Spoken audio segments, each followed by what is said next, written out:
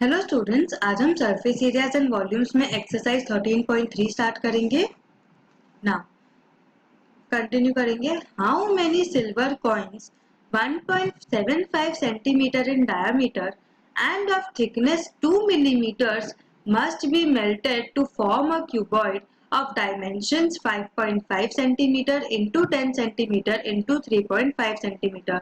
अब बोले कि कितने सिल्वर कॉइन्स लगेंगे जिनको हम मेल्ट करेंगे एंड एक क्यूबॉइड में कन्वर्ट करेंगे। ठीक है, तो एक सिल्वर कॉइन का डायमीटर है 1.75 सेंटीमीटर एंड थिकनेस है 2 मिलीमीटर, मतलब मिलीमीटर को आप सेंटीमीटर में कन्वर्ट करोगे। Must be melted to form a cuboid of dimensions 5.5 centimetre into 10 centimetre into 3.5।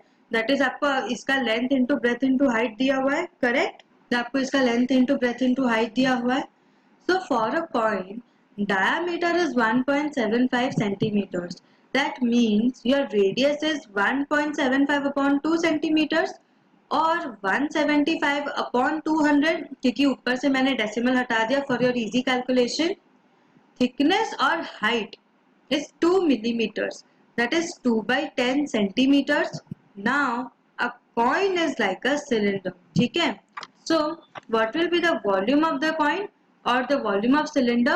Pi r square h, that is 22 by 7 into 175 upon 200 the whole square into 2 upon 10, correct। so now अब वो coin जो है हमने cuboid में convert किया है। so for a cuboid what is the volume? length into breadth into height, that is into 10 into 3.5 centimeter cube, correct। so let the number of coins be n। ठीक है, so n क्या हो जाएगा? Volume of cuboid upon volume of coin, correct. that is 5.5 into 10 into 3.5 divided by 22 by 7 into 175 upon 200 the whole square into 2 upon 10। ठीक है, so now अब आप जब इसको ये डिवाइड कर साइन है, तो मैंने आपको कुछ सेशंस पहले बताया था कि कैसे करना है। तो अब आप जब इसको मल्टीप्लाई करोगे तो मल्टीप्लाई करने से ये डिनोमिनेटर वाला न्यूमरेटर में चला जाएगा, दैट इज 50। तो ये 5.5 इजी कैलकुलेशन के लिए मैं डेसिमल हटा दूंगी, तो जाएगा 55 upon 10 into 10 10 multiplied by 7 into 200 into 200 into 10 upon 22 into 175 into 175 into 2, correct. क्या होगा आपका 10 10 कैंसिल हो जाएगा, यहाँ पे 2 एंड 100 हो जाएगा। ठीक है, तो ऐसे ही आप फिर पूरा डिवाइड करोगे, 2 11 जा 200 जा, फिर 11 5 जा 55 एंड सो ऑन। तो जब आप ऐसे ही रिड्यूस करोगे आपको मिलेगा 400 coins. Therefore total number of coins which were melted and recast into a cuboid were 400 coins। ठीक है, a cylindrical bucket 32 centimeter high with radius of base 18 centimeter is filled with sand। मतलब एक cylindrical bucket था जिसका height कितना था 32 centimetre and radius कितना था 18 सेंटीमीटर, उसको हमने क्या किया, सैंड से भर दिया।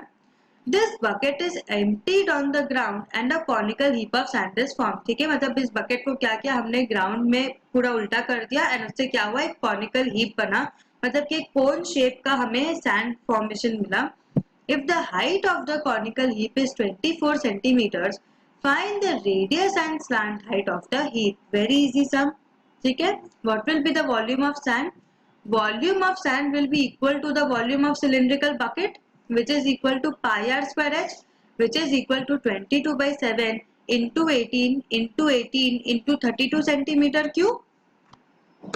Now, for the conical heap of sand, let the radius of base be r, capital R, and height be capital H. Now you know that it is given that capital H or the height is equal to 24 centimeters. So what will be the volume of the conical heap of sand or the volume of cone? You know that volume of cone is equal to 1 by 3 pi r square h.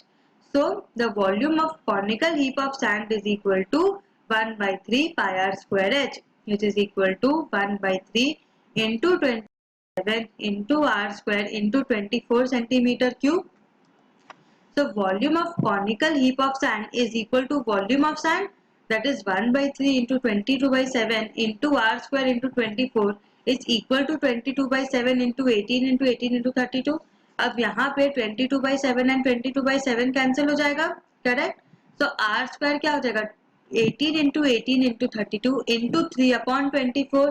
फिर जब आप इसको solve करोगे आपको मिलेगा R square is equal to 18 square into 2 square. तो R क्या हो जाएगा under root of 18 square into 2 square. So R will be equal to 18 into 2 which is equal to 36 centimeters। ठीक है, यहाँ आपको 18 स्क्वायर और 2 स्क्वायर मल्टीप्लाई करके फिर उसका रूट निकाल के कोई मतलब नहीं, क्योंकि यहाँ पे 18 स्क्वायर है तो रूट से जब एक 18 बाहर, खाली एक ही 18 बाहर निकलेगा एंड एक ही 2 बाहर निकलेगा, तो 18 into 2 which will be equal to 36 centimetre. ठीक है, ये रेडियस मिला। अब आपको क्या ढूंढना है, slant height. Let L be the slant height. Now you know that L square is equal to R square plus H square. So L square क्या हो जाएगा 24 square plus 36 square। आप कैसे लिख सकते हो 24 को आप कैसे लिख सकते हो 12 into 2। So 12 2 जा 24, so 12 into 2 the whole square plus 36 कैसे लिख सकते हो 12 3 जा 36, that is 12 into 3 the whole square। अब यहाँ से 12 स्क्वायर कॉमन आ जाएगा, यहाँ से आप 12 स्क्वायर कॉमन ले लोगे तो क्या बचेगा 2 square plus 3 square, that is 4 plus 9 which is equal to 13। तो L स्क्वायर क्या हुआ 12 square into 13। L will be under root of 12 square into 13। So 12 square में से एक 12 बाहर आ जाएगा एंड रूट 13 बाहर आएगा। So L is equal to 12 root 13। Hence the required height is 36 centimeters and the required slant height is 12 root 13 centimeters। ठीक है, ये हो जाएगा 36 centimeters। ठीक है, water in a canal 6 meter wide and 1.5 meter deep is flowing with a speed of 10 kilometers per hour. How much area will it irrigate in 30 minutes if 8 centimeter of standing water is needed? मतलब देखो यहाँ पे आपको क्या बोल रहा है कि flowing with the speed of 10 kilometre per hour, मतलब लेंथ ऑफ वाटर कॉलम क्या है 10 किलोमीटर। ठीक है, सो वाइड कितना है 6 मीटर्स एंड डीप कितना है 1.5 मीटर ना। अब पूछे कि कितना एरिया ये इरिगेट करेगा, अगर हमें रिक्वायर्ड है मतलब कि पानी जो फ्लो नहीं कर रहा वो एज इट इज एक जगह पे है। So length of water column in 1 hour is equal to 10 kilometers, correct? So 30 minutes और half an hour में कितना होगा 10 by 2 which is equal to 5 kilometers। Now 5 kilometers is equal to 5000 meters, क्योंकि हमने कन्वर्ट कर दिया किलोमीटर्स को metre में। So volume of water that will flow in half an hour क्या होगा 6 into 1.5 into 5000। So volume of water that will flow in half hour क्या होगा 6 into 1.5 into 5000, क्योंकि 6 आपको विड्थ दिया था 1.5 आपको डेप्थ दिया था and 5000 metre cube, so which will be equal to 45,000 meter cube। Now since the volume of water is spread in the form of cuboid of height as 8 centimeter, तो 8 centimeter क्या हो जाएगा, so let the area of cuboid be 8। Volume of cuboid क्या होगा area into height.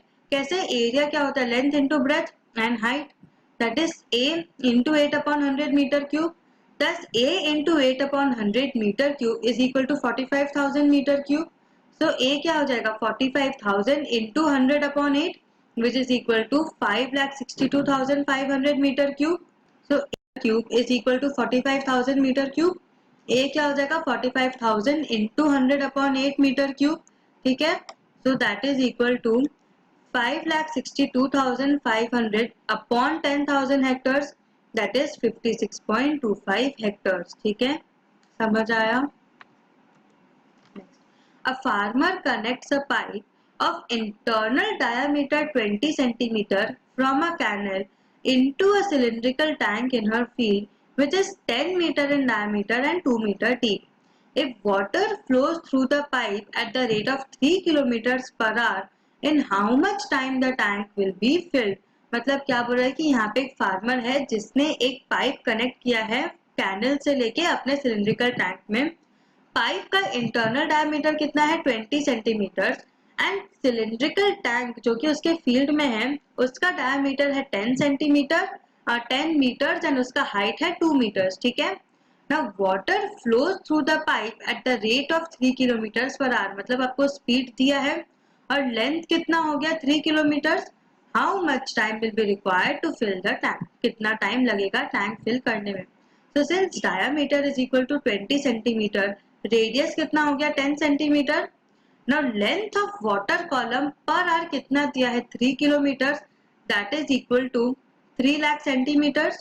Now volume of water क्या होगा pi r square h, that is pi into 10 into 10 into 3 lakh centimeter cube, that is equal to pi. So that will be equal to pi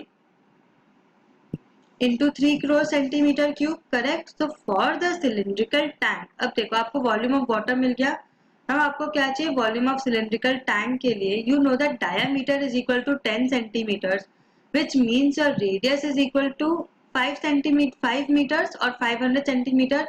यहाँ diameter आपको metre में दिया है, तो radius भी metre में है, तो वो हम उसको सेंटीमीटर, तो radius is equal to 500 centimetres.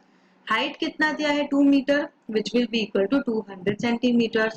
Now volume is equal to pi r square h, that is pi into 500 into 500 into 200. Now what will be the time required to fill the tank? So time required to fill the tank is equal to volume of the tank upon volume of water flown in 1 hour, that is pi into 500 into 500 into 200 upon pi into 3 crores. So pi and pi cancel हो जाएगा, यहाँ पे 6 zeros cancel हो जाएंगे, ठीक है। समझ आया, तो आपके पास क्या बचा 60 minutes, that is equal to 100 minutes, ठीक है। So what have we learn today, आज हमने सरफेस एरियाज का एक्सरसाइज कंप्लीट किया। नेक्स्ट सेशन में हम एक न्यू टॉपिक पढ़ेंगे। Till then have a good revision, practice maths daily. Thank you.